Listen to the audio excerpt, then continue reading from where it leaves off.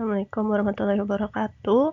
Nama saya Fitri Sekarasi dari kelompok 3 nomor urut 25.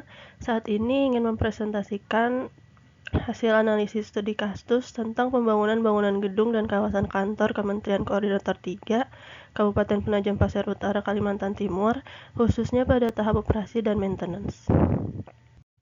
Pembahasan ini saya bagi dalam 4 bagian, yaitu pendahuluan, profil lokus, pembahasan, dan juga penutup.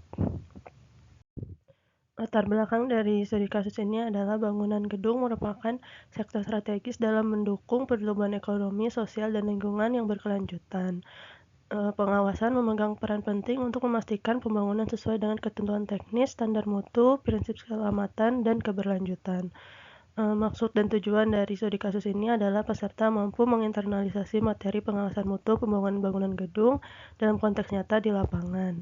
Identifikasi masalah yaitu pada ruang lingkup, lokasi di pembangunan bangunan gedung dan kawasan kantor Kementerian Koordinator 3, fokus pada tahap operasi dan maintenance, lalu ada identifikasi permasalahan, risiko dan dampak, strategi pengendalian mutu, serta rekomendasi teknis. Untuk nama kegiatan ini adalah pembangunan bangunan gedung dan kawasan kantor Kementerian Koordinator 3. Lokasi kegiatannya di Kabupaten Penajam Pasir Utara, Provinsi Kalimantan Timur, waktu pelaksanaan 2 Januari 2023 sampai dengan 31 Desember 2024. Pemberi tugasnya Satker PPPW Kalimantan Timur. Metodenya design and build, luas lahan 32.900 meter persegi, luas lantai 31.124 meter persegi, luas basement 11.033 meter persegi, KDB 17,35%, KLB 1,13%, dan KDH 11,92%. Tinggi bangunan 30,6, fasilitas bangunannya ada ruang kerja menteri, ruang kerja eselon 1, ruang kerja eselon 2, ruang kerja staf, ruang rapat eselon 1, lobi, dan juga fasilitas publik lainnya. Untuk kapasitas terdiri dari 1.330 orang. Permasalahan yang terjadi di pembangunan bangunan gedung ini, yang pertama kebocoran pada plafon.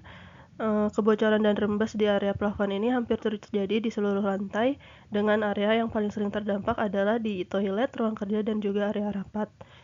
Yang kedua, kerusakan pada mechanical, electrical, and plumbing, yaitu terdapat beberapa item pekerjaan MEP yang mengalami kerusakan, diantaranya adalah penutup grill yang lepas, lalu dudukan jet shower juga yang lepas, pemasangan lampu yang belum sempurna, kerusakan pada stop kontak, adanya aliran listrik pada flash tidak berfungsi, dan aliran air yang kecil pada semua shower.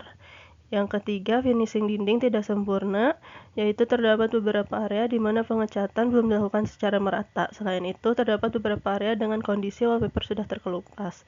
Yang terakhir adalah aksesoris tidak lengkap atau rusak. Di sini terdapat beberapa item yang belum terpasang, seperti rope hook pada toilet, stopper pintu, manhole plafon, dan juga plafonnya yang belum terpasang sempurna. Berdasarkan permasalahan tadi, risiko dan dampaknya adalah yang pertama, permasalahan kebocoran yang terjadi pada plafon, risikonya mengurangi estetika bangunan, korsleting listrik jika lokasi kebocoran berdekatan dengan instalasi MEP. Sedangkan dampaknya menambah biaya pemeliharaan, mengganggu aktivitas pengguna bangunan, dan membahayakan kesehatan dan keselamatan pengguna bangunan. Untuk permasalahan kerusakan pada item pekerjaan MEP, risikonya gangguan fungsi sanitasi dan juga listrik.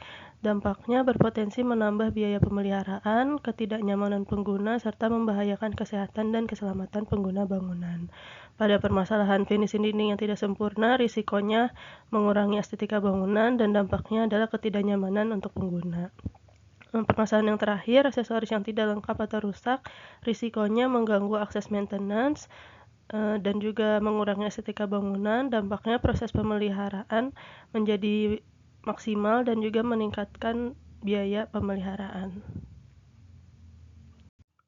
Berdasarkan risiko dan dampak yang telah disebutkan, pengendalian mutu yang dilakukan diantaranya Berdasarkan risiko dan dampak yang telah disebutkan, pengendalian mutu yang dilakukan diantaranya adalah yang pertama, sesuai dengan tugas dari pengawas lapangan, dilakukan pengecekan kualitas dan mutu hasil pekerjaan secara berkala.